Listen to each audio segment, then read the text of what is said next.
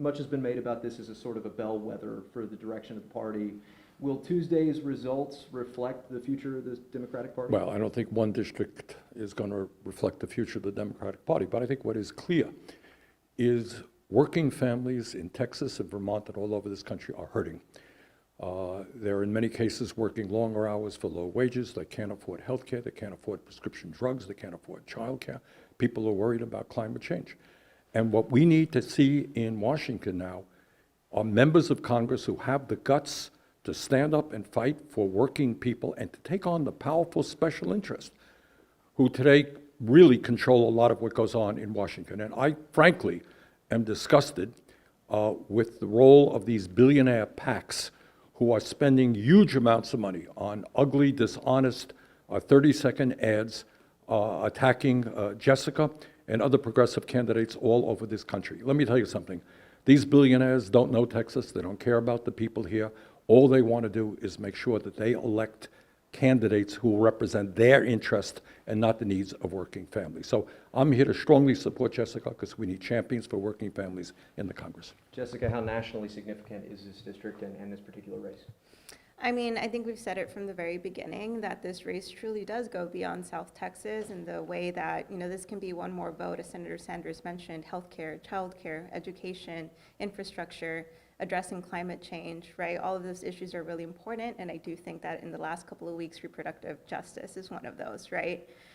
So that's what we're trying to stress to people, and we're seeing a lot of voter turnout throughout the entire district because I think our message that this race is very important for our district and the country is really resonating with people. So we're here today, just trying to tell as many folks as possible. We're in early vote. You still have a chance to vote. Polls close at 8, and then once again on Election Day, and we're just trying to make history and deliver for the working people in this district. You mentioned reproductive rights. Senator described the sense of urgency voters should act with on Tuesday, given the draft opinion. If you believe, as the vast majority of the American people believe, that it is women who should control their own bodies and not the government, then this election is very important because you have somebody here who believes that we must maintain Roe v. Wade. It should not be overturned, running against a candidate who has said that he doesn't support that.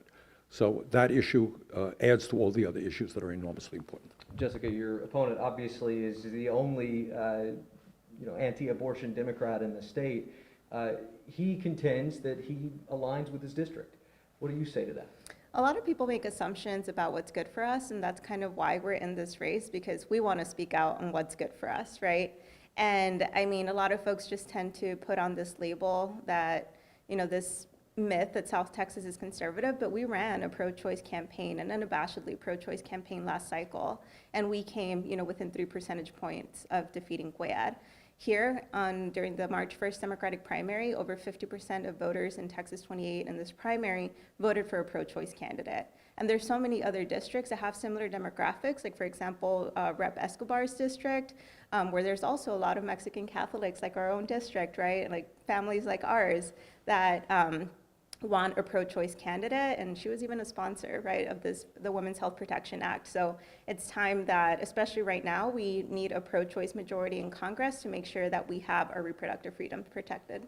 Senator, should Title 42 be I'm going to stay on the issues that we're here for. Okay. So, and again, to me, what is most important is that we need champions for working people in the Congress. Yeah. All right? Jessica, would you care to take a swing at that, given the news that just came out today and affects your district? I mean, one of the things that I've been saying from the very beginning, that one of the things that I'm very proud of is my personal and professional experience of being an immigration attorney, born and raised on the border. I have decades of fronterizos in my family that I just want to go to Congress and make sure we are uplifting and centering the people that actually live here on the border, not have people just talk about us, but actually listen to us and have a voice in shaping border policy in a way that takes into consideration the joys and challenges of living here.